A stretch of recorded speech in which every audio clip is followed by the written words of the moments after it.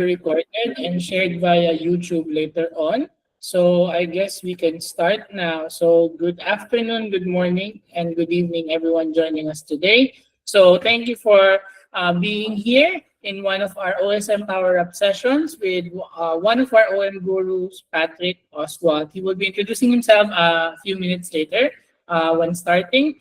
But let me just start with some room rules for us today. So first and foremost, let's be respectful with the time of everyone. And if you have a question, please feel free to raise your hand, put it in the chat box, and Patrick and I will be acknowledging your questions later on. Our topic for today would be working with relations. So this is a very advanced, a kind of semi-advanced topic on OpenStreetMap. Patrick, I'm just a beginner when it comes to relations. So I'm very excited to listen and opt in also in this training session. So if you don't have any OpenStreetMap background for now, there are a lot of available trainings online on YouTube and resources that you could read onto and then join and catch up with this topic later on. So Patrick, I think that's it for now from me. One more thing. So certificates will be provided later on. You need to sign up in the participant form, which I'll be sharing 1 hour into the training. And again, the recording is available via YouTube. So Patrick, the floor is yours. All right. Thank you, Miko, for the kind introduction, and good morning, good afternoon, everybody who is here to join us today for a training knowledge sharing session on working with relations in OpenStreetMap. I myself, you will have to endure with me. I'm Patrick Oswald. I'm actually from Germany, but I'm based for quite a while in Southeast Asia and currently working in Myanmar and in Laos most of the time. I have a bit of a background in environmental topics, environmental science, and GIS remote sensing, and have been using OpenStreetMap for quite a while, actually. I think I signed up in 2008, have been a few years very quiet, and then start again doing some mapping. And currently, we're doing quite a bit of mapping in Myanmar, actually, on OpenStreetMap. So far about myself, yeah. I sometimes tend to speak a little bit too fast. I know we have in our group some people who are not native English speakers or are not super fluent in English. If you feel I'm really too fast or so, please put in the chat box and give me a reminder, and I try to slow down a little bit. So, okay, so far for the introduction. And let's start with our topic about working with relations, which I feel is quite an interesting topic and especially an important topic if you want to do more edits in OpenStreetMap. And even if you don't edit relations, it's still very good to know about them because you sometimes come across those and you want to make sure you understand them or you kind of don't kind of mess up with them too much that they might break. So I think it's really good to get at least an introduction into relations and get a basic understanding.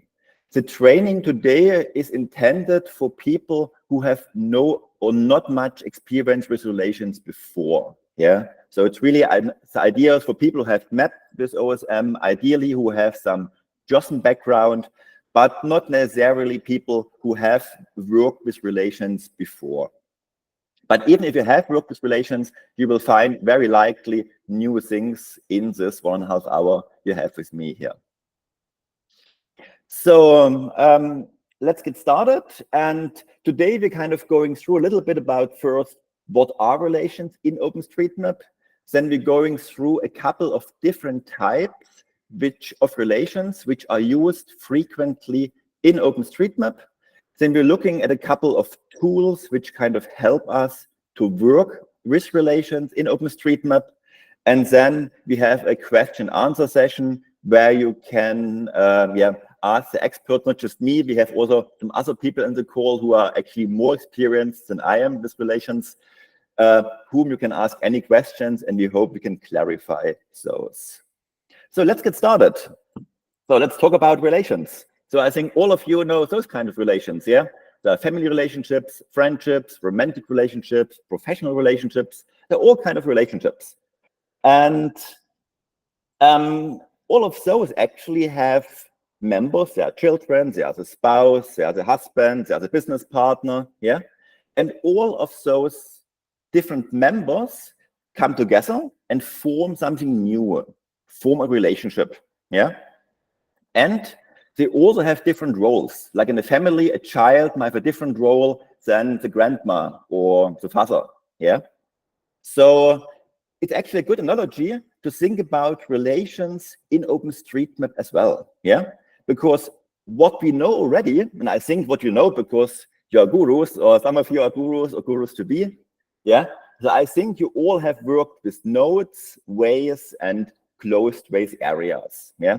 And all of those you can think about fundamental elements of OpenStreetMap. Now, there's a node, a point can represent a mountain, a school, you can give it some attributes. Same thing for a way. You know, a way can be a road, a river, you can give some text to it. You can close them to have an area. And those are fundamental elements of OpenStreetMap. If you worked with GIS, the terminology might be points, lines, and polygons, but essentially it's the same thing or something at least very similar. And then you have this weird thing in OpenStreetMap called relations.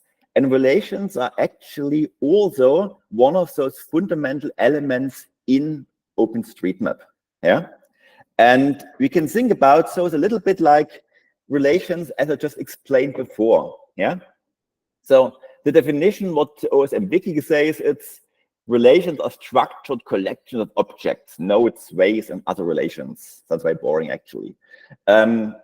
Another definition I found, which maybe is a bit more telling, is in OSM, a relation is a way to group together multiple different elements, such as nodes, ways, and other relations or polygons, and to create a more complex and meaningful representation of a geographic feature. So in layman's terms, you could say you can combine two areas to form a new object. Yeah. So for example, you have a national park, and this national park consists of, or like two islands, we have two islands, and those together are an island group, for example, yeah? Or you have two polygons, and those both together form a combined multi-polygon. So you can combine two areas. You can also combine lines together, ways. Now you have like road segments, and those road segments, each of those road segments is one object. Together, they form a route, yeah, or they form a whole railway track, yeah, or they form a tram line, for example, or bus line. So you can combine those different sections, and together they form a route, for example. Yeah? You can also combine actually different elements. You can combine nodes or points and lines and even polygons actually in one relationship together. Yeah, it's also possible. And then actually you can even create new relationships where child relationships are part of a new relationship. Yeah. I think it all will become a bit more clear during the course of the training. But think about relationships really as a combination of several fundamental elements in OpenStreetMap. Yeah. And those together can form a new object. Why do we need relationships in OpenStreetMap? Yeah, why are we not just happy with nodes, ways, and closed ways? One reason is, in many cases, we need to map a bit more complex features, and it's not possible to map them without relations. So here, for example, you see like a river with islands inside. Yeah, and to map those, you need to have a multi-polygon relationship. Otherwise, you cannot really map this. Yeah. We also need this, for example, when we want to use shared geometries and maintain integrity. What do I mean by this?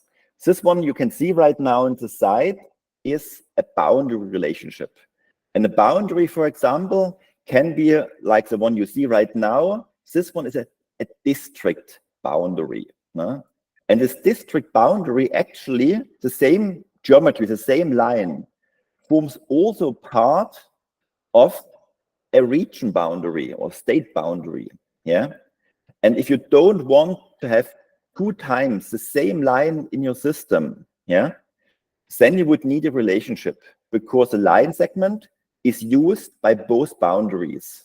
Yeah. And it also, if you have the same geometry, the same line for the boundary, not 2 lines, it makes it better and easier if you update. Because let's say if you change a boundary line, you only change it once and it changes for all those boundaries. Otherwise, if you have for every boundary its own line, you end up with many, many overlapping lines. Very difficult to manage. Yeah. So we need relationships for those things. We also need relationships actually for something which is not in a basic GIS, like in a basic QGIS, when you just have points, lines, polygons, you don't have routes as well or navigation. But in OpenStreetMap is also used for navigation, like a routing system.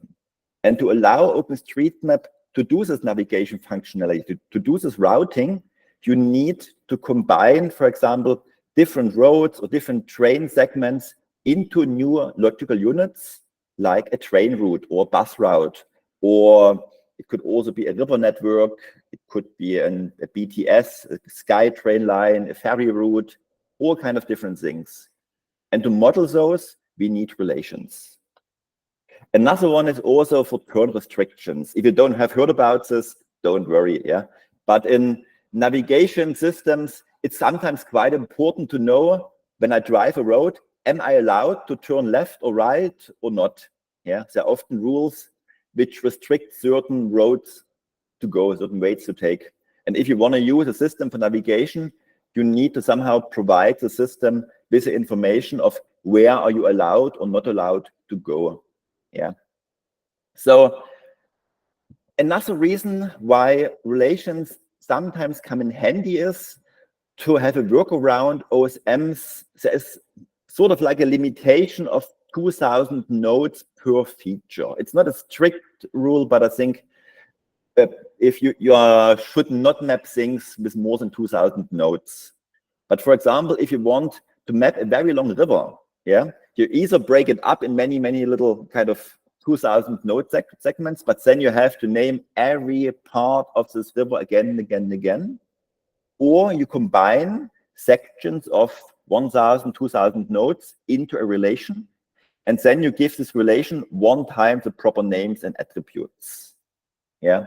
So there are more reasons why we can use relations. Those are just a few as an introduction and maybe the most important ones. Yeah, and as I say, we need those to enable OpenStreetMap to be used in a wide range of applications, including navigation. Yeah. So actually, before we start with anything, I would like to have a small poll, because it's interesting to see who are with us today in this training. So I launched this poll here now. Yeah, and it would be nice if you could kind of answer if you already have consciously created and edited relations in OSM. You don't need to be an expert, but just if you have consciously really on purpose being editing and creating relations. So we have here 18 people in our call today. Yeah. So let's see what the distribution is here in our group. Always interesting to see who is coming to a training, because you never know before.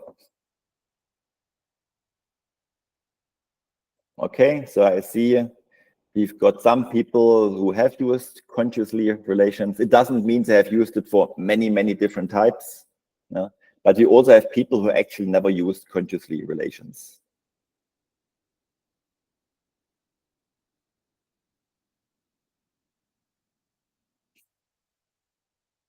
Having a tight race, half-half.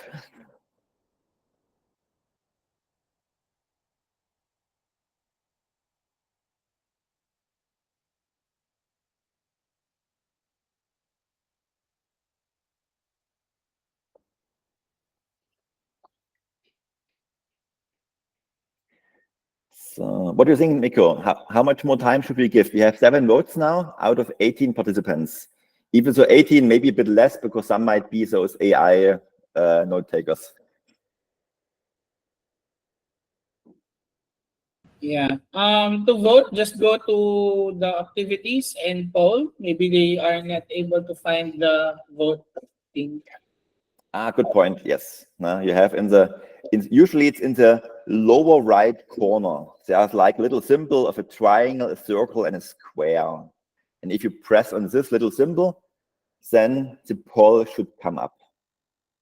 Yeah, sorry for not mentioning it before and confusing you.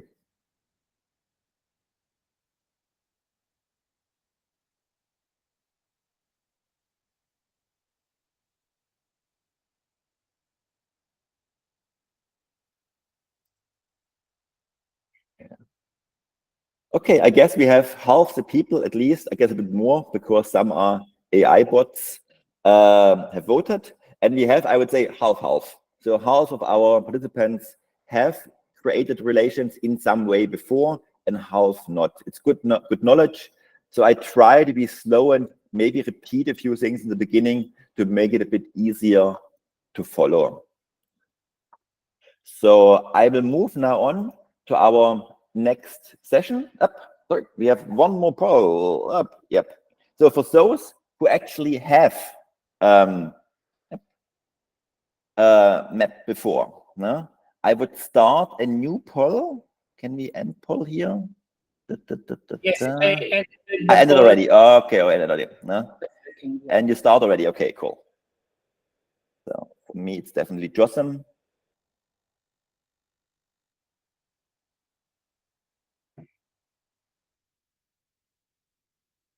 Okay. So those, because we who actually used relations before, most of them used actually JOSM. I also actually use JOSM a lot. Even so, when I prepared this training, I played a bit around with ID, and I must say, there are some nice function action ID which I wasn't really aware before. Nevertheless, most of the training today will use JOSM as the tool for the live demos. Okay, so yep, let's move on to our topic here and go for relationships basics. So relationship basics, as mentioned before, relations are one of those basic element types in OpenStreetMap. So next to nodes, ways, and closed ways. Yeah. So relations also have their own ID. So if you know, like each feature in OpenStreetMap, like a node or a way, has like its own ID. Also, relations have their own ID, which you can use to identify, to kind of check and work with them. Relations, similar to nodes, ways, again, can have a key and value tags to kind of give them properties. Each relation must have a relationship type. So there are different relationship types like multi-polygons, routes, boundaries, and so on. The relationship always must have a relationship type. And the relationship or relations are always made up of members. So a relation is, as I said, combines different elements. So a member can be a node, can be like a way, like a line, can be a polygon, can be another relationship. So relations always has several members or several sub-elements, however you want to call it. And each of those members, each of those points or line segments and so on, can have or assume certain roles which describes a function in the relation. So for example, you can have an inner and an outer boundary, or a point can be a stop area for a train, or it can be a station, or it can be a guidepost or something. Yeah. So the different elements you combine, or different members you combine in a relation, can have different roles. Sometimes it's mandatory to assign a role, and sometimes you can leave it free. It depends. And those members are very often or usually ordered. So sometimes the order of those members is important. For example, if you have, let's say, a train route with stops, it's important in which order those stops are. Yeah. For multi-polygon, it seems not to be important. So it depends on which type of relationship you're working on. And yeah, depending on the relationship type, you can have different mandatory and different optional taggings and member roles. Yeah. So here I just have like a small screenshot. This is like an example of a multi-polygon. This multi-polygon is made up of this outer closed way and an inner closed way. Yeah. And this whole relationship together is type multi-polygon, and natural is water, water is lake. Yeah, and it has two elements, an outer one, this one here, and an inner one.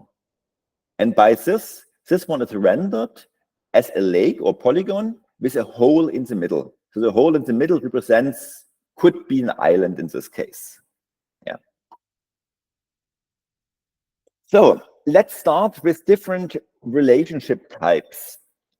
And the relationship, I'm pretty sure, the relationship you most came across are multi-polygon relations. Yeah. So multi-polygon relations you need when you have a polygon or areas which are a little bit more complex. Yeah. So as I was saying, this lake here, which has an island in the middle, or you might have a forest area and you have, let's say, an enclave in the middle. Yeah, like maybe a small settlement or a house or a field. Yeah. For those, you need multi-polygon relations. They're often used, very common in bigger water bodies with islands. It's used when you want to group several buildings together, or if a building has like an inner courtyard. It's often used in different land use areas and so on. Yeah. And I would like to go with the first live example of how to create a multi-polygon for this building here. This building is a city hall in Yangon, the major city in Myanmar. Here's a picture of it. And we want to map this building. Yeah. And this building is really, it's one big building out and it has an empty courtyard. Yeah. So we want to map this thing now. So let me open here my JOSM. Let me see, as you can see, I have prepared a few things, so you don't need to follow, but just kind of have a look. I have prepared something. Let's go for multi-polygon relations. Open. So it's opening things. Yep. No, Python doesn't matter. So we kind of, that's okay. And we go for imagery. So in this case, we go clarity better. And we are super. This is funny. So, and we go for Yangon. So we are here in Myanmar. So we are in Yangon. So I kind of just download the small area here in Yangon. So here we go. So we want to go for this area here. Okay. And file there. Okay, and get this up. Okay, so you have to wait a little bit. So I hope you see it comes up. And we have now here this building. Yeah, I use an empty layer because to make it a bit easier. Otherwise, you might get confused by all the lines which already have been mapped. Yeah. So what I can do is here, I can map first the outer areas of this building here. 1, 2, here, 3. I can even go a bit here. So I'm not very clean at the moment, but I think you get the point. So I have now this thing here, and of course I could, for example, give this one the tag building is yes, and actually it has already building is yes. Yeah, because I used let me see Windows and have the text memberships. Yep. Let me see text memberships. Where are they? I think they have. Where are my text memberships? Text membership. Oh, yeah, we go. So I add, and we have building is yes. So, but now this whole thing here is a building. Yeah. So I want to kind of get rid of this one. So what I can do is I can create another area here in the middle of the area I want to remove from this one here. So now I have one closed polygon and another closed ray, two closed rays. Yeah. And what you maybe have done in the past, no? You have selected those two. Then you can go on tools and you have create multi-polygon. Yeah. And now I've created a multi-polygon. So I guess maybe you have done it already in the past. Yeah. And this now is a multi-polygon. Yeah. But actually it's good to understand what happens in the background. If you click here on tool and create multi-polygon, what happens actually in reality? Yeah. So let me just undo this. And here we have again our two areas here. Yeah. So those two areas I can also manually combine to multi-polygon. And for this, in JOSM, you have this relations toolbox. Yeah? Relations Windows, relations toolbox. Maybe you come across of them, maybe not. Here's my relations toolbox, and I can create a new relation. Yeah. So, and this kind of relationship window here comes up now. Yeah. So, and in a new relation, I give it, what is it? Every relationship must have a type. So type is, in this case, I want to create a multi-polygon. Multi-polygon. Yeah. Okay. And I want to also give it a name. So because this is going to be the city hall. So just name English. Let's say Yangon City Hall. And I should tell it also, what is it? It's building is yes. So similar how you would tag also in a way a simple building, except the added type is multi-polygon. Yeah. And then here I basically select my two objects. I move them in, and now I have them here. And I still need to tell JOSM which of those are my outer and my inner boundary. So the outer boundary you can think of the outer one, which kind of defines the outer area. No? So I can click on those. Here I can see this one. And this one's going to be the role outer. It's a predefined term you have to use. And this one here in the middle, this one here, this one, that's going to be my inner boundary. Yeah. And I can click OK. Zip, up, multi-polygon. Edit. Building is yes. Name, type. Maybe it must be a multi-polygon with a minus. Let me see. I don't want to make a mistake. Now you've got me. Okay. Let me just see. Mode. Tools. Create multi-polygon. So, it's multi-polygon with a minus. Yeah. Sorry. So just put that on. Edit. So, multi-polygon with a minus. One is the inner, one is the outer. Yeah. So now we have here our really bit building is yes, multi-polygon. I'm really confused a little bit. Mode, tools, create multi-polygon. Sorry, something is not okay. Tools, create multi-polygon. Okay. Delete this one and delete this one. So we have here our multi-polygon. Yeah. And if you see it has type multi-polygon, building is yes, okay. Name English is Yangon City Hall, okay.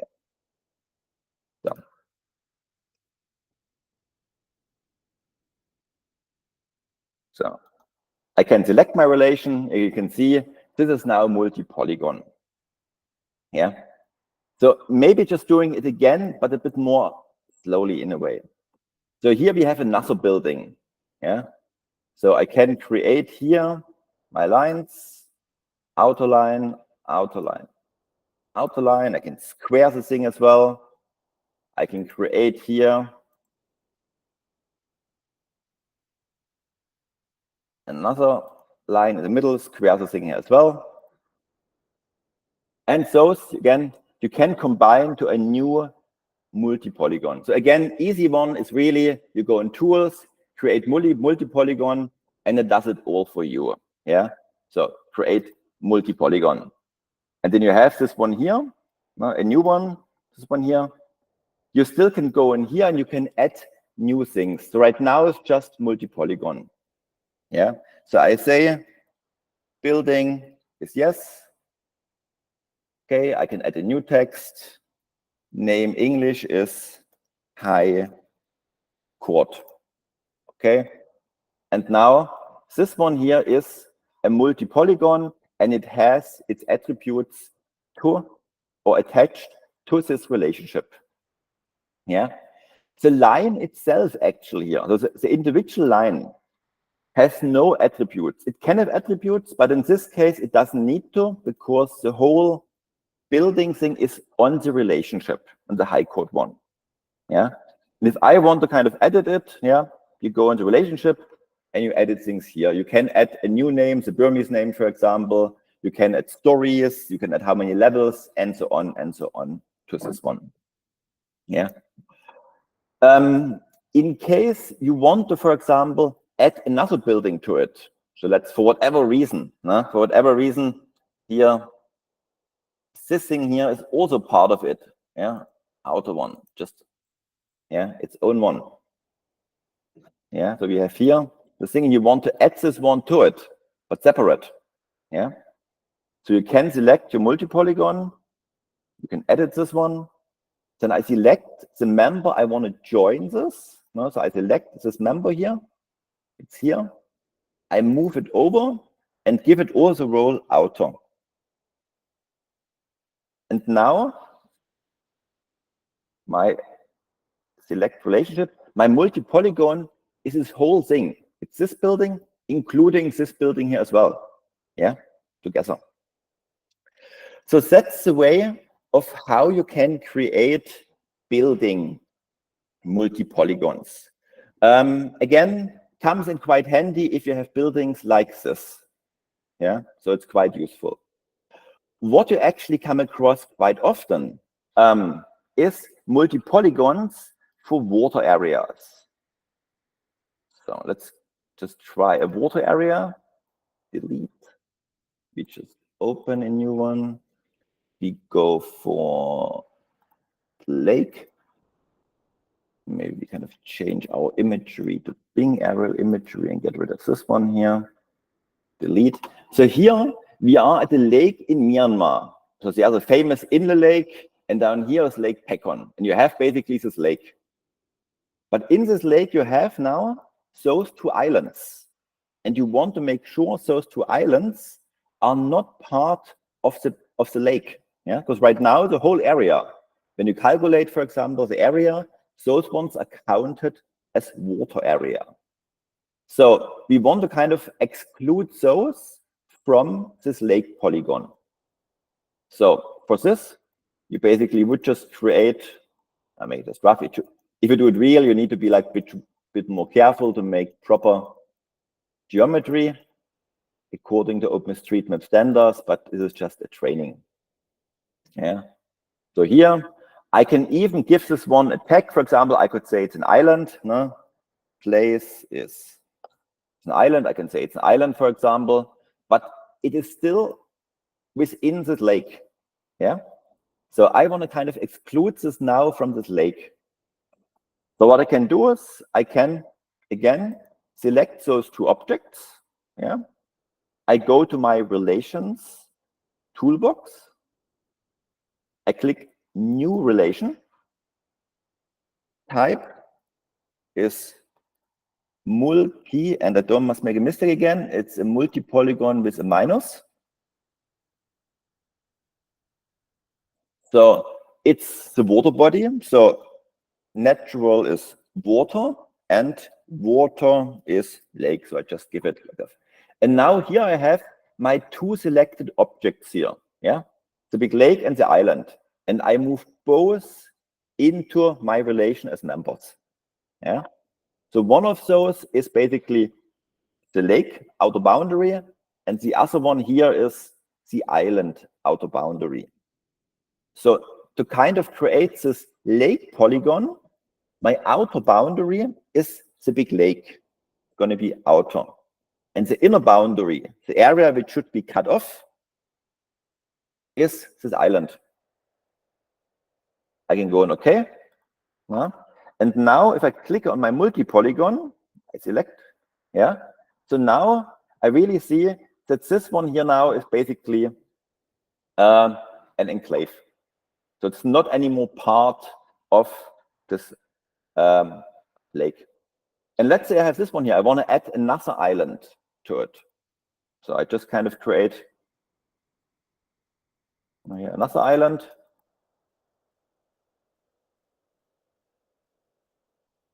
So then I select my multi-polygon because I want to edit this one. Go to edit. Then I kind of select here this island. I move it over. And this one is also an inner because it's like an enclave. Yeah. So order doesn't really matter. Go on OK. And now both of them are enclaved. Select relation. Here you see both are now enclaved. I could text this one if I want to as place is island if I want to. So then I'll properly an island. Yeah. So this multi-polygon relationship consists of three members. Yeah. One member is basically this lake outline. One member is the outline of this island, and another member is the outline of the second island. And those three objects are now part of this combined relationship. And those three objects have different roles. The big lake boundary has the outer role, meaning it defines the outer boundary of this multi-polygon. And those two islands define the inner boundary of this lake multi-polygon. Yeah. So that's the way of how you can create multi-polygon relationships or to better understand them. Of course, you always can just create your tools, create multi-polygon, update multi-polygon. But if you click those, basically it just does those things I just explained here for you. I think it's always good to understand what happened in the background when you do mapping, because then clicking a button makes much more sense sometimes because you know what's going to happen. Yeah. So, and for example, if I want to give now a name to this lake, yeah, I should actually not give this name to this member because yes, it's a member's outer boundary. It's better to give this name to the multi-polygon relationship. Yeah. So right now I have selected here the outer boundary. And right now it has natural is water and water is lake. I could even delete this actually, yeah? It doesn't really matter. I can even kind of delete those from it. So multi-polygon. And I should kind of add here natural is water and I give here name. Name English is Lake Pecon. Natural is water and water is lake. So I'm not really sure why it doesn't symbolize it anymore. It's a bit funny, actually. Something is multi-polygon. Yeah. Anyway, let's check later on this one. Okay, but that's basically the way of how you can create multi-polygons. So let's move out of here and go back here. So just kind of summarize this ones. So you have here your relationship window in JOSM. Yeah? So here's a high court. It has, again, two members, the outer member, the inner member, yeah. And the whole relationship itself has different tags, yeah. So this combined object of those two polygons has those tags. Yeah? And similar basically to here, yeah. I know type is multi-polygon, actually, no minus. It should be like standard, no? I don't know why it didn't work before. I really have to kind of take it. I think it's, I'm not sure why this one had this issue before. Okay, yeah, actually now it's much more clear. So it's multi-polygon without a minus. Sorry for the confusion, yeah. Yeah. So, yeah, so this lake, no, as just explained, it has basically three members. All the tags are on the relationship. So you don't need the tags for this lake on the individual members, because this new relationship, this one is forming this multi-polygon. Yeah, it's not wrong. You can keep the old one as well, but it's better to just have this on the relationship. So as a summary for multi-polygons, the type is multi-polygon without a minus. The members should always be polygons only if you do a multi-polygon relationship type. Member roles can be inner and outer, so an inner boundary or an outer boundary. The order of the members doesn't really matter. Yeah, it comes later on. And again, they're typically used for water bodies, complex water bodies, island groups, buildings, land use areas, and so on. And as of now, in OpenStreetMaps, there are around 6,700,000 of those multi-polygon features mapped currently, as of, I think, May 2024. Yeah. So much to multi-polygons.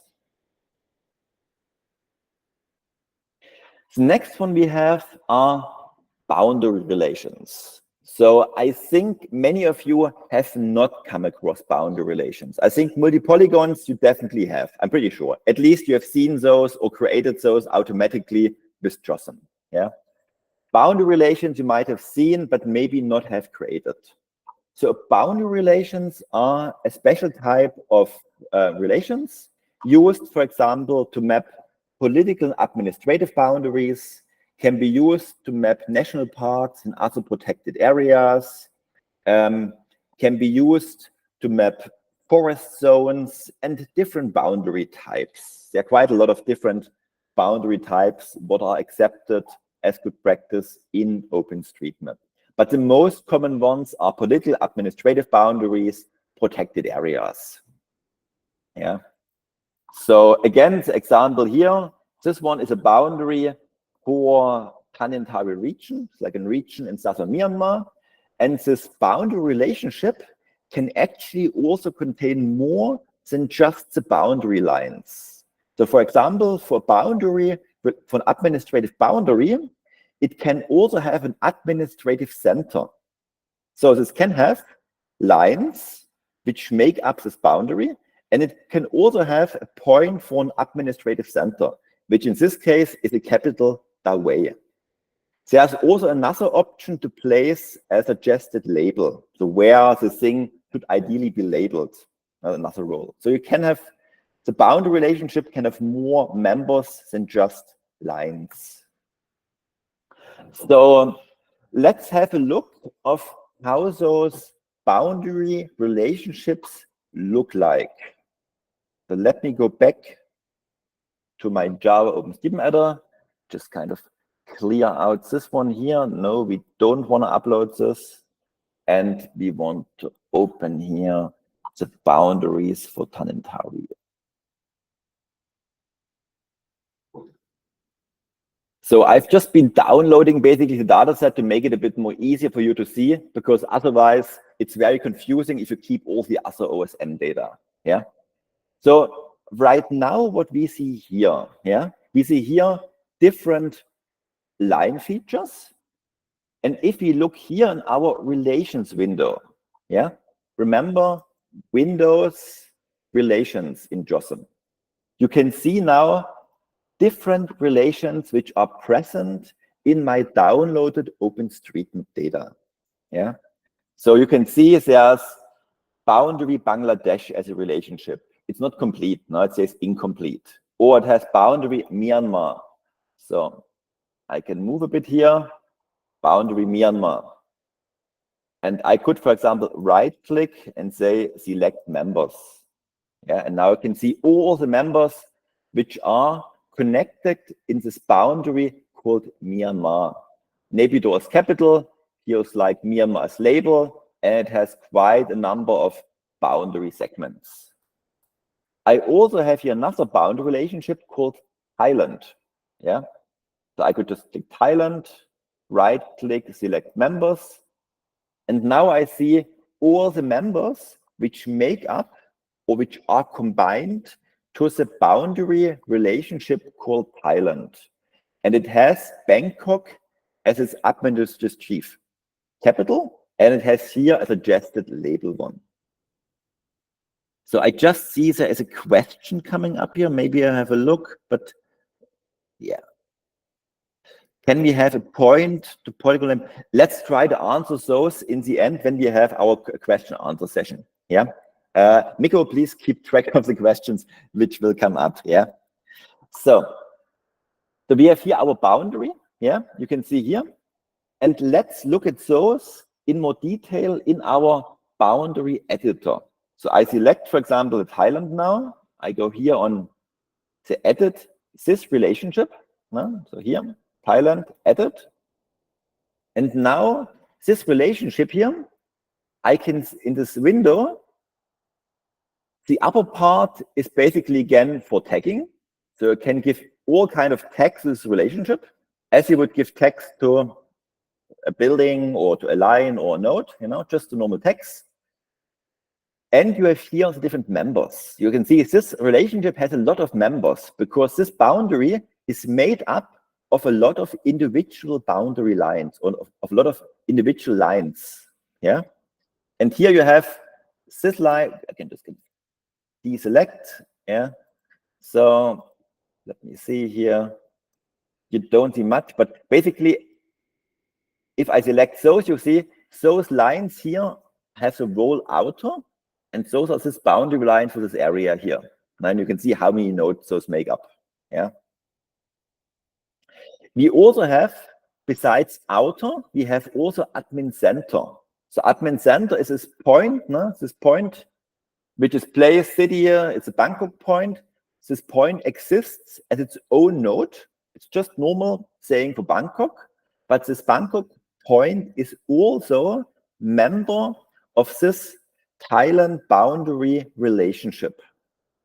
And then you have another point, it's called label Thailand in here. And those together make up the boundary for Thailand. Yeah.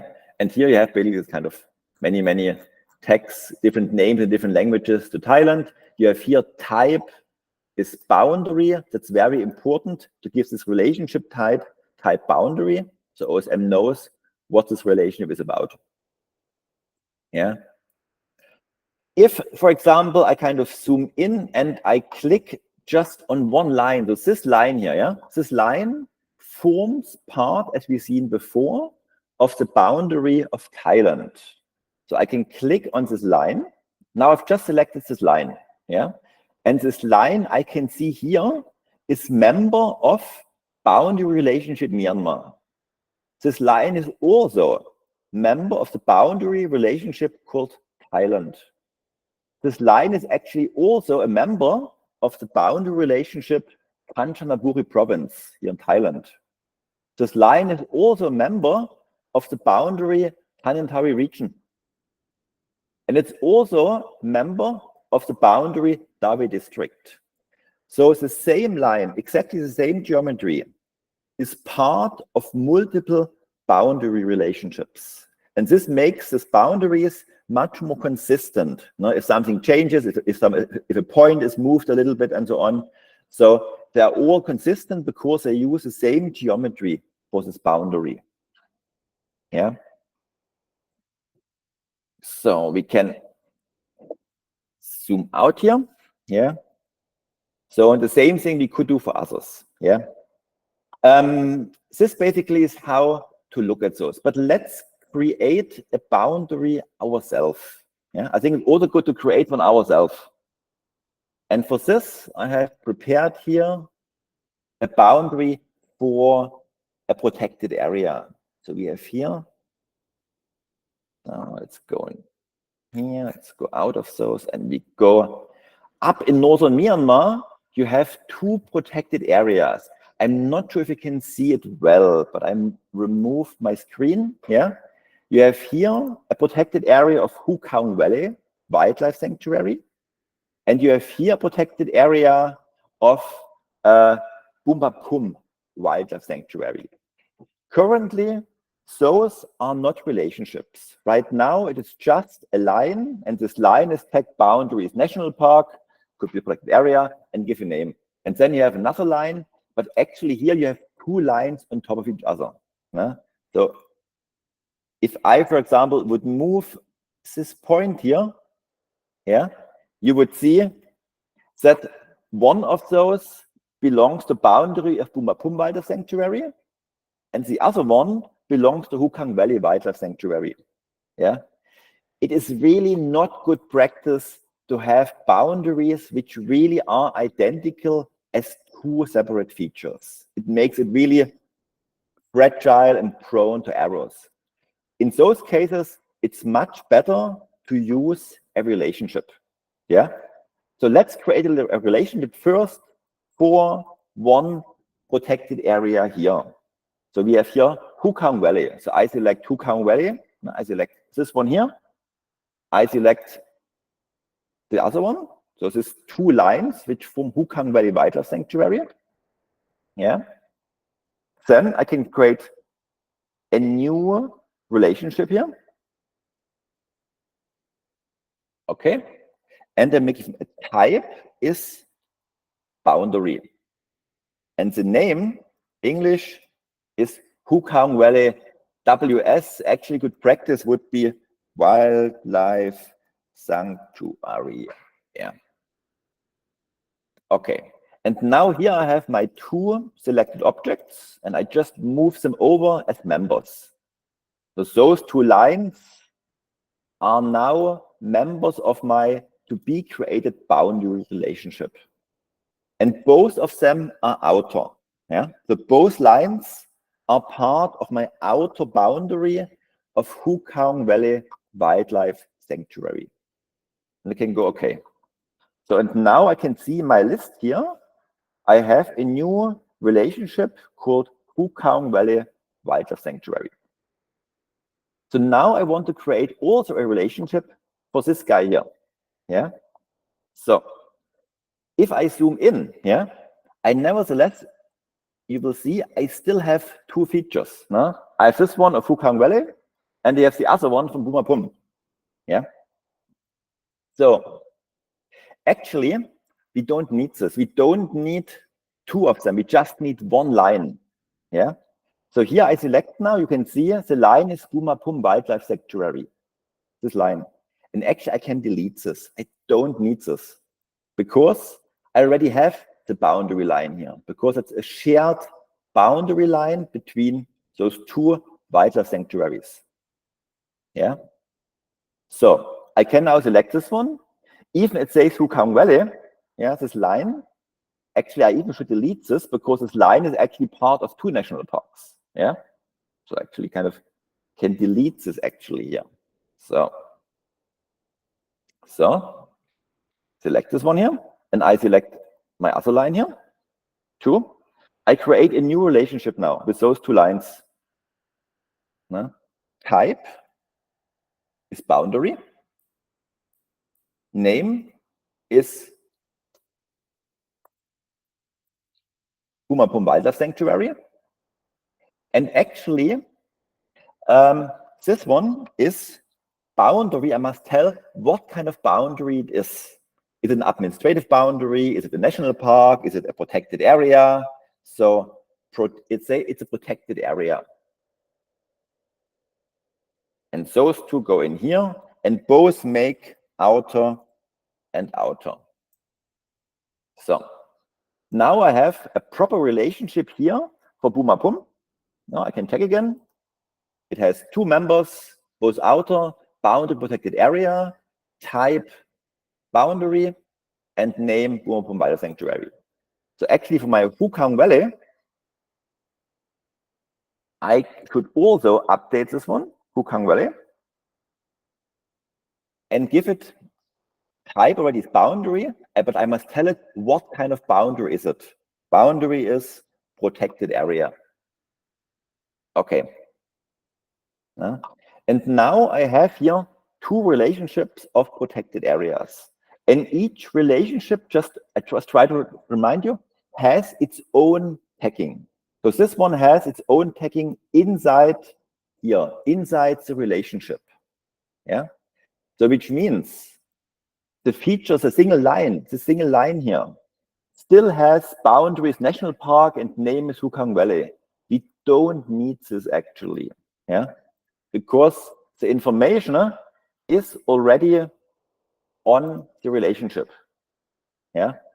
So those lines do not need any tagging because they're just lines, but they're part of the relationship. Yeah.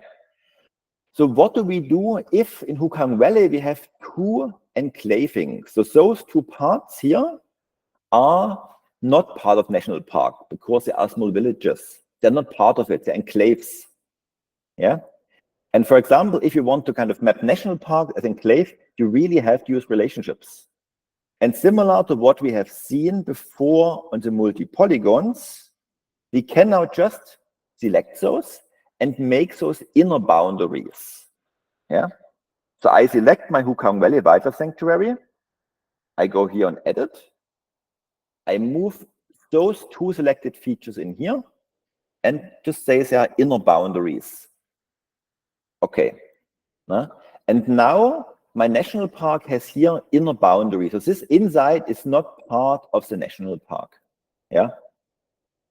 So that's the way how you can map normal boundaries, administrative boundaries. Yeah. I see our time is quite advanced, so I skip one more example of boundaries where we add the administrative center and labels, but it's actually quite straightforward, same thing. So we skip this for now. And we go back to our PowerPoint. Yeah, so I hope this gave you a bit of an idea of boundary relationships, why we need them, and how we create and edit them. So as example here, we skip the Darwin boundary words. Yeah, so for now. As a summary, boundary relations always is type is boundary. Yeah, you always must have actually boundary is administrative, or boundary is protected area, or boundary is national park. So you need those two things actually. Yeah, and members can be nodes. For example, can be administrative center, can be ways and outer boundary, it can be also closed ways. Yeah. And as I say, roles inner, outer, label, admin center. Let me check if you want to answer some questions here. Do we need to add name tag to the island? Yes, we need them. Can we have a point? Yeah, it's a lot of questions. Let's try to get some afterwards. Yeah. The next one I want to talk about are root relations. So I'm pretty sure you came across them. You definitely have seen them. If you've edited them, I'm not sure. Yeah. So route relations is a different type of relations in OpenStreetMap. And there are many, many different types of routes. There are bicycle routes, there are walking routes, there are hiking routes, there are ski routes, bus routes, there are even power and pipeline routes. Many different ones, yeah? And each of those has their own tagging or own roles, which are acceptable or mandatory or optional for those, yeah? Most useful, I think, is often used for roads. If you have the Asian Highway #1 and you want to kind of map them all together, or you have an BTS SkyTrain or those things, or a hiking trail. A hiking trail can include the walking section and can include a signpost and those things. Yeah. So for the routes, best to look at an example first. And we want to look at the example in Bangkok, the airport link from Suvarnabhumi Airport to downtown. So for this, let me just open this thing here, get this one out, and open the, where do we go? Airport link. So here we have our airport link. So you can see you have here Suvarnabhumi Airport in Bangkok, and this link, this whole route kind of goes in here. Yeah. So, and it's made up, if you zoom in more close, it's made up of actually two lines, no, two railway lines, one back and forth. There are two lines, no, there are two physical lines. Yeah, two physical lines. Yeah, and each line can have their own attributes. It's like a bridge, a viaduct, it's electrified, it can have a frequency. So each line can have its own technical specifications. And you see this line is member of the route airport rail link. Yeah, same, this here is member of the route airport rail link. So if I want to look in detail on this route, I can open a look at my relations tool. Yeah, and I can see here I have three relationships actually. Yeah, there's here route airport railing 16 members, route airport railing 16 members, and even a master route. Let's start simple and look at one of those routes. Yeah, route airport railing. I open again the window for the this relationship, and you can see you have different members here now. You have different stops. Peatai, Ratchaprop, I probably pronounce it completely wrong. Makasan, Huamak to Suvarnabhumi. So this one goes from downtown to Suvarnabhumi Airport. And the order of those stops is important. Yeah, so they should really be in order. And then those stops are combined by those line segments. So if I click here, this one here is the line I see right now in my screen. Just kind of gets this one out. So it's this line, that's this part, that's this part, that's this part. Yeah. And here I have my different station or stops. So each of those are own features and they are combined in this relationship. And this route has also a name, a network, an operator, and so on. Mandatory is a type. Type is route. The type is route. And mandatory is route is, in this case, train. It could be also light rail, but they decided for route is train. Yeah. And it says also to, and I think there's also a from. So actually from Peatai to Suvarnabhumi. So this route is basically from here to Suvarnabhumi. Yeah. So we have another one route. It looks the same, but if you look in detail, it's actually from Suvarnabhumi to Peatai. So this goes the other direction. Yeah. And it's quite important because many routes often have different ways. They don't take the same physical track, for example. Yeah. So in this case, the new practice, it's called public transport version 2. It's recommended to map this transport or route relationship 2 times, in one direction and in the other direction. Yeah. Otherwise, same thing. It has like the line segments, the trails, yeah, and it has the stops just now in reversed order. Yeah. And here has the same attributes, except that it comes from Suvarnabhumi to Peatai. Yeah. And you actually also have a route master. This route master is quite interesting. It's part of this, let's say, public transport OSM system 2, so the kind of some years ago, they recommended a new tagging scheme of how to map those roads.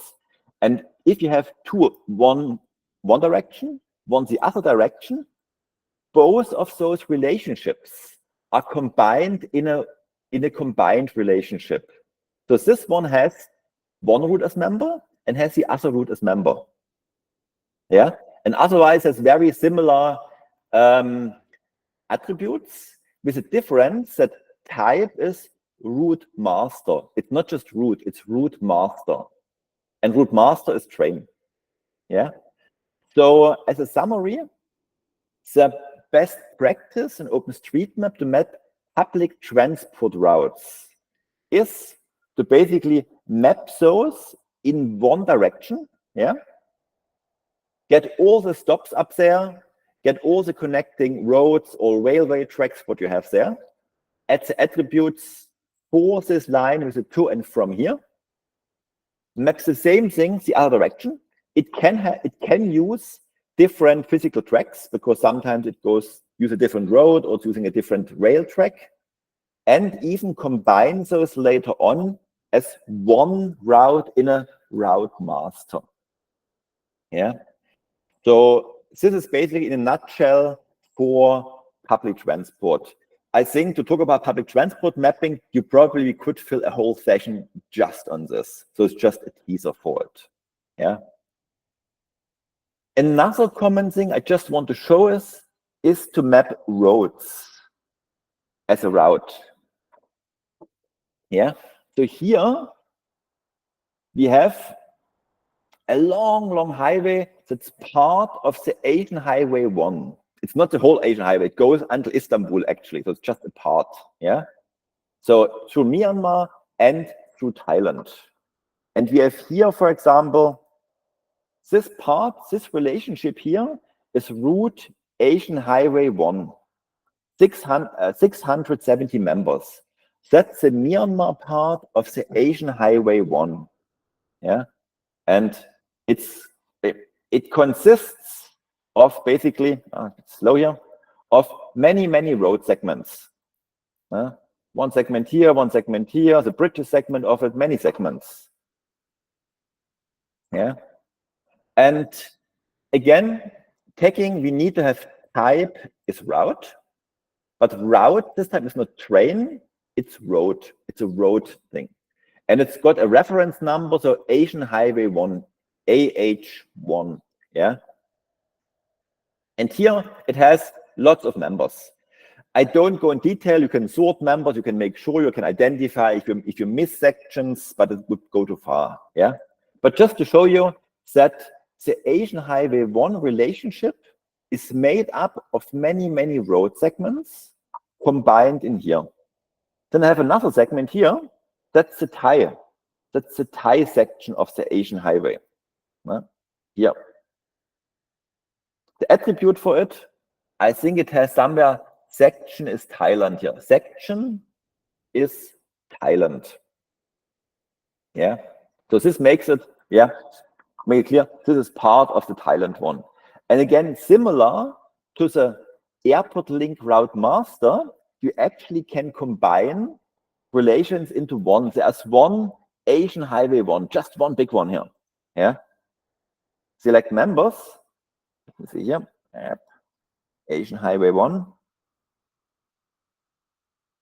Let's go back. So the app Asian Highway 1 here. This one. There's here Asian Highway 1 with 11 members. But if you look at the members, this is made up of separate routes. So the Myanmar section is here, part of it. The Thai section is part of it, and so on. So you don't need to kind of add again every section, but you just add already the combined route of Asian Highway 1 Thai section, Asian Highway 1 Myanmar section. And those combined make the whole Asian Highway from China to Turkey in Istanbul. Yeah. So much as a teaser for routes. Let me go back to here. Yeah. So that's the roads basically. Route relations besides roads and trains, as I say, can also be hiking, train, road, route in general. So for hiking, for example, you can have pilgrimages, yes, round trips, yes, different things. It can be part of a network. There are different hiking networks. Santiago de Compostela Way is one, different ones. Now, same for train, for road. Yeah. Type must be route or route master. Usually it would be route. Yeah. A route type. If you use public transport version 2, now if you use the following, the best practice of the new version, you would have public transport version 2. The old one you still can use, but it's not recommended. That's why I didn't explain it here. The order of the members really matters. Yeah, so which comes first, second, third. And the member roles also differ for different types.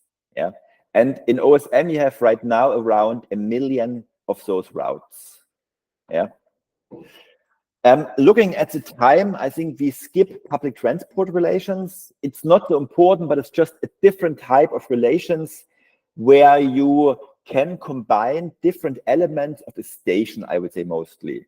So for example, in Thailand, it could a transit stop area could be made up of the different entrances. How do you can get to a BTS station? Yeah. It's made up of the platform, can be made up of the actual stop area. It can be made up of a center point of the stop. So basically it combines different elements which make a stop or a station area for public transport. Yeah. So looking at the time, I think we're not kind of going into this now as a demonstration, but you are free to kind of just do it yourself, go in JOSM and look at those. Yeah, here's an example. The Makasan station, for example, you have here. So this public transport relationship type is public transport.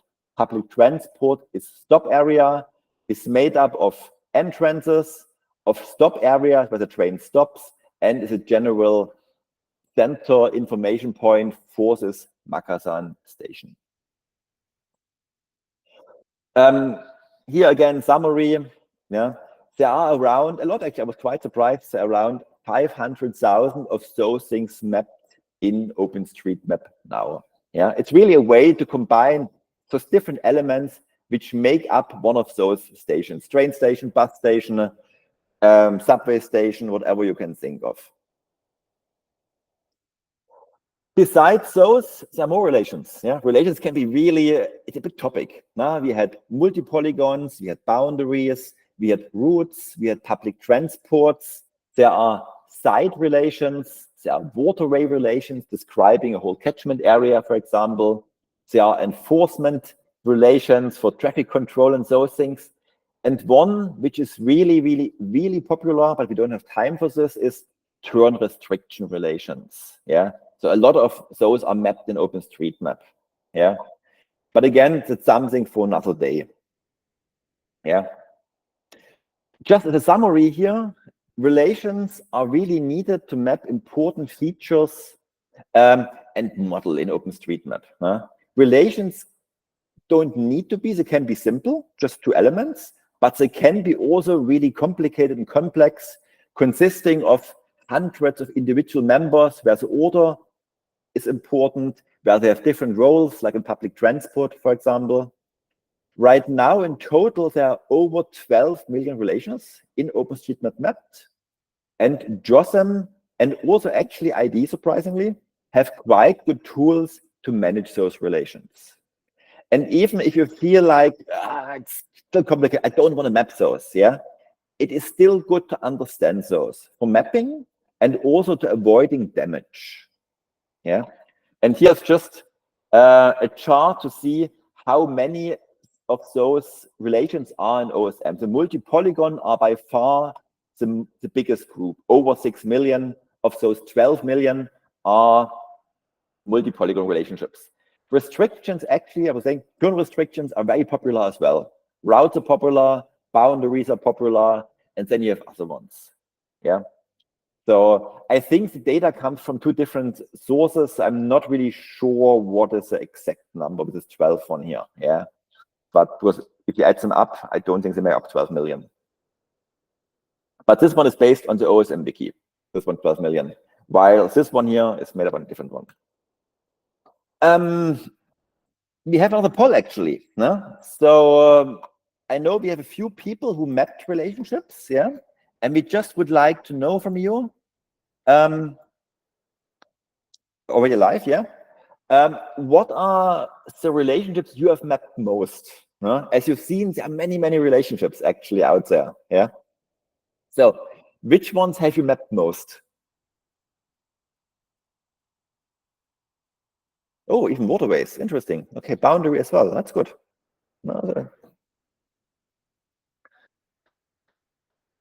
No, for me, I would say it's multi-polygons. So.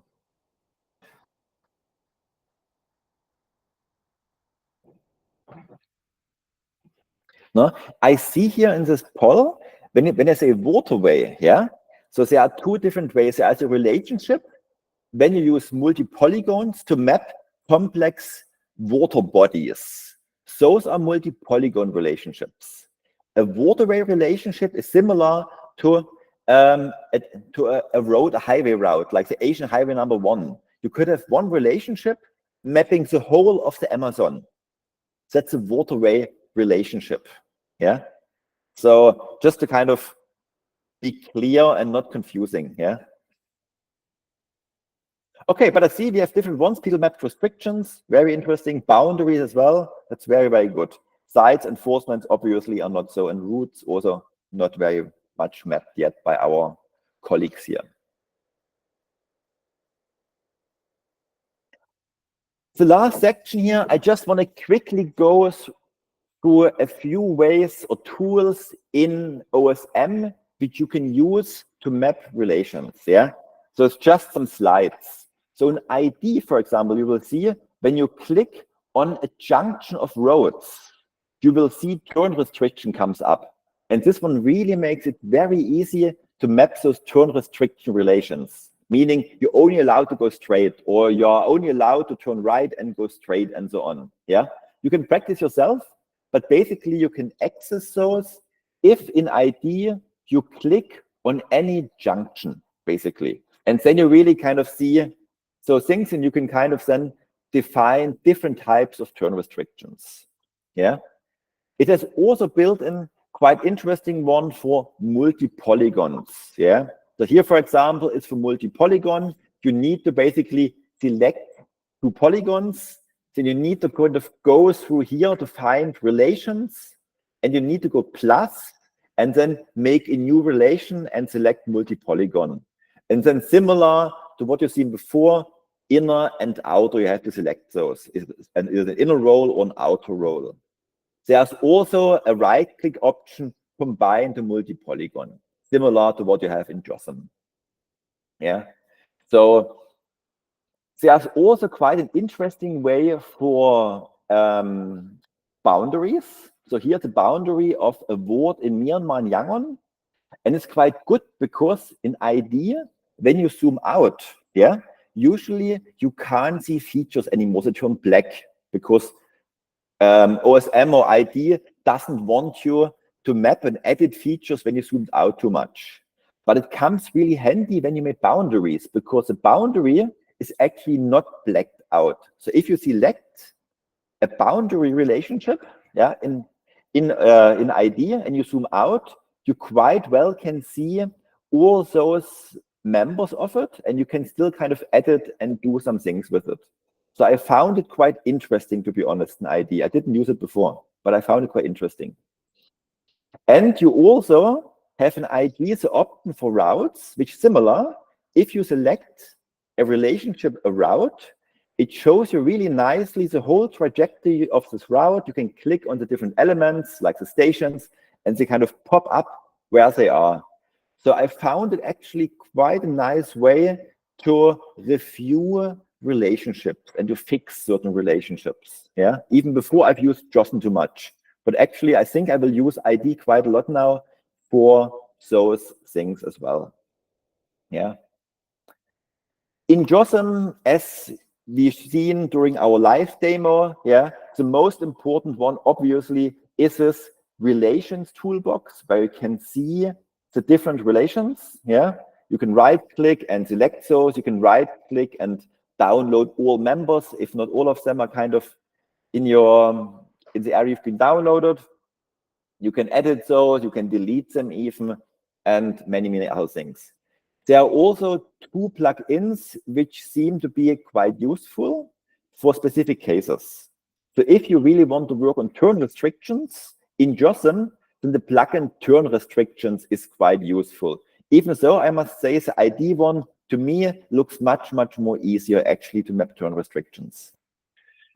The other plugin is public transport, which is also quite helpful to kind of map public transport relations in OpenStreetMap. But again, it would deserve its own training, its own 1.5 hour to go into those more in detail.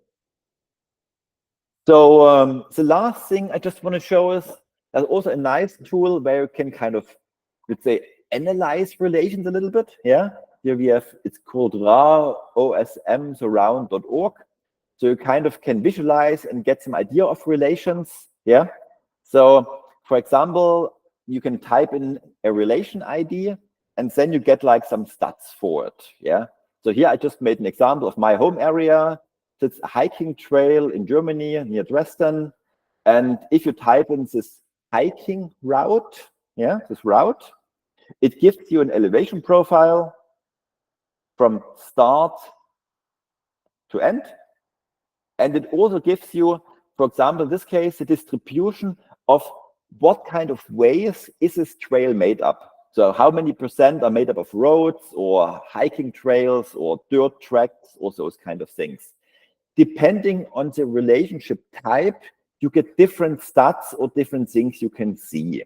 Yeah, but this OSM relation analyzer, I find it quite useful. So I would say just try it out yourself. Go to this URL, type in the ID of a relation. No? The ID of a relation, if you don't know how to see it straight on, in JOSM, for example, you could just kind of go here and up here, edit relation, you see here an ID. Yeah. So if you type in this ID, then you get the stats or summary of this relationships there. Quite handy, quite useful.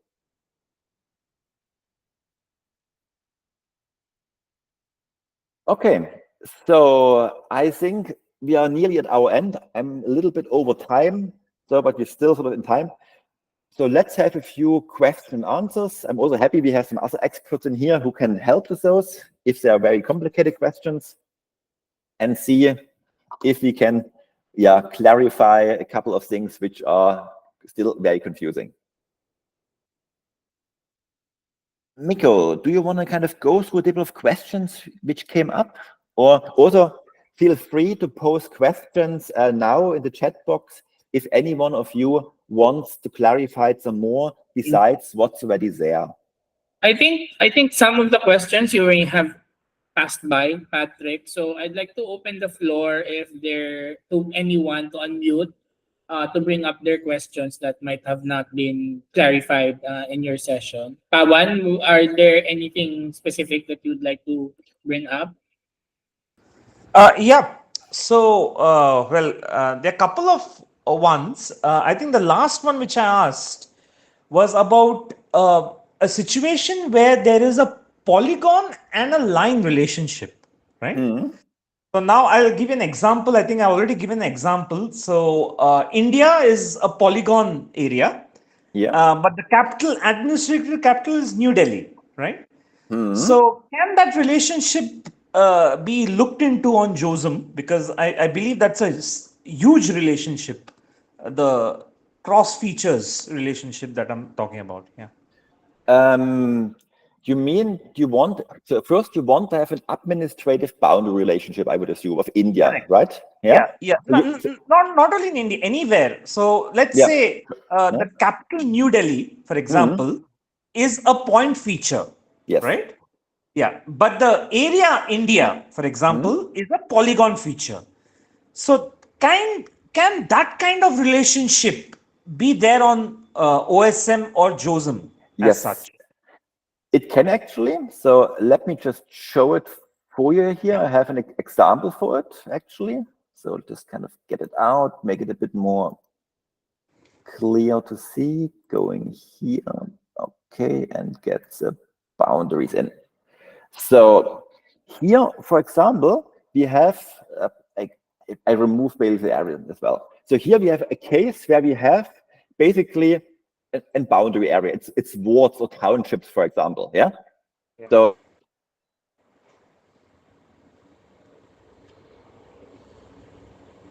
Patrick, I think your audio got cut off.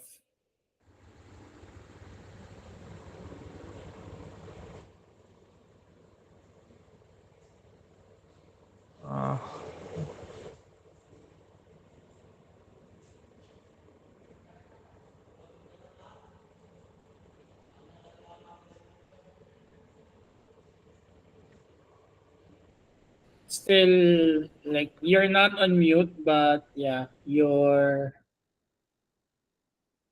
inaudible.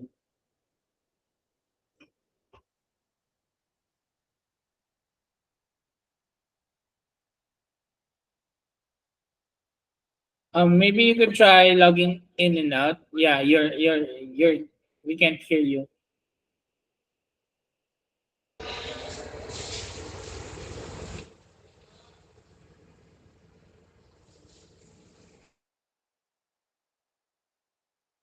Can you unmute? Okay, I mute, and now hopefully it should work. Can you hear me? Yep, perfect. Okay, so let me share my screen again, and hopefully it doesn't entire screen. Okay, so share. Let me see.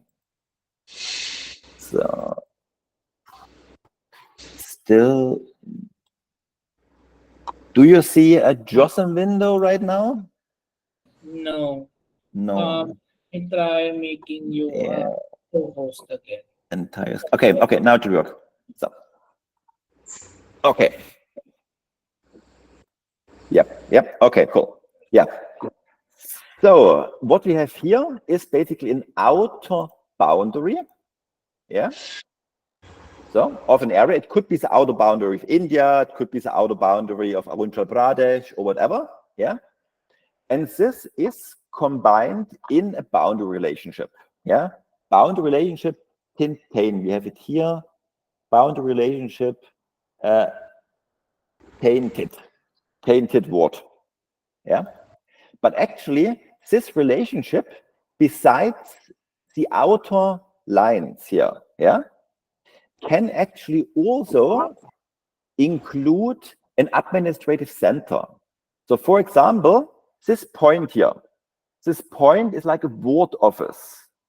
Yeah, actually this one here. This one is a ward office of, this is the ward office of tin-tain. So I can drag this into my relationship and say role admin center. Yeah.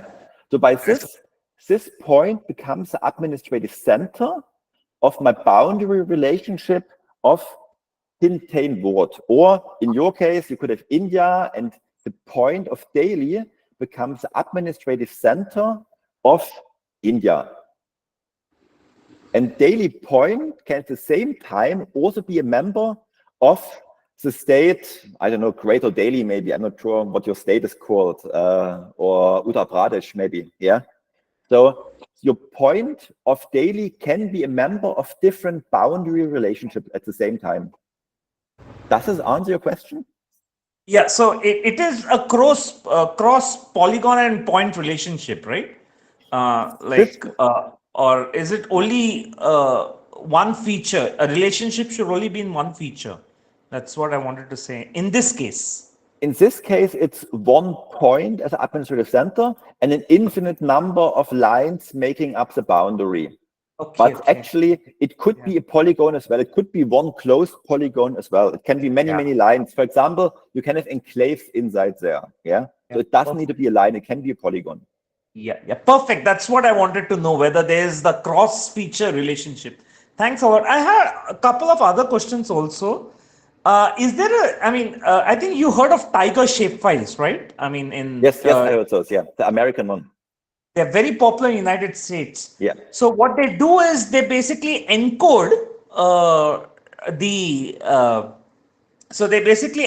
addresses into the linear features sometimes. So is a situation there where your linear feature, a road feature, has all the relations of the address, or vice versa? Is that kind of a link there on JOSM? What it should, first of all, the Tiger, I think, are mostly census areas. Yeah, so it's like it's part of an administrative area, but a census area. Yeah, and they are encoded, and they can include population and so on. You can link to them. Yeah.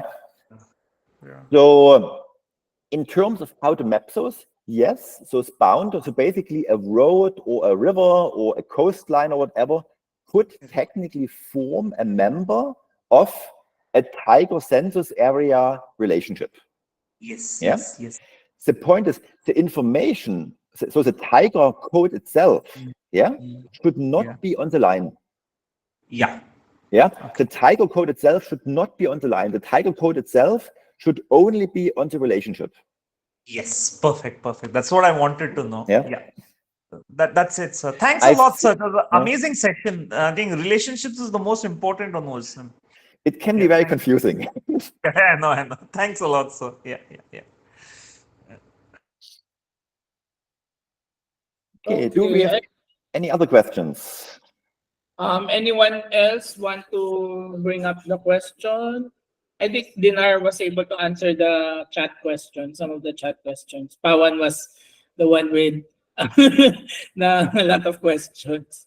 Anyone else who would want to bring up? We could answer one more question.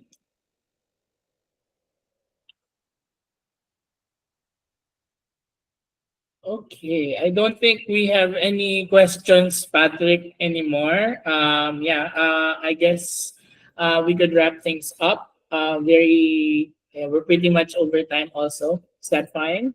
That's very fine. Any last words, Patrick, before I wrap up? Gmail. First of all, thanks a lot for joining the session. And I'm really glad that you guys joined you to be actually interested in relations, because it can be confusing. But again, I think it's really important, if you want to be a good mapper on OpenStreetMap, to try to learn and to work with them a little bit. Yeah. So again, I'm not an expert on relationships, not at all, but I feel working with them makes you better. And I think, as also our colleague was saying, it's important to know about them.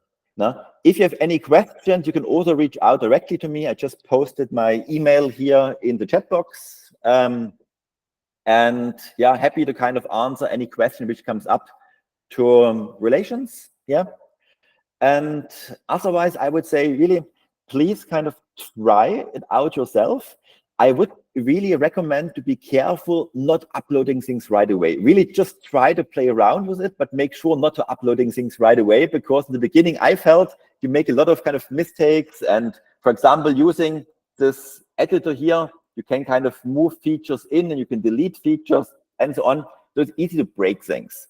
But it's super good to kind of try it out a little bit, and once you get familiar with them, then also really use them. Yeah. Otherwise, if there is really an interest, for example, on, let's say, going more in depth in relations, for example, if there's an interest of having a separate session on just public transport or routes or just turn restrictions, let us know, and we could organize another one just going in depth into one or two of those relationship types a bit more in detail. Yeah. For now, we only had 1.5 hours, so I tried to stick with the time given. Yeah.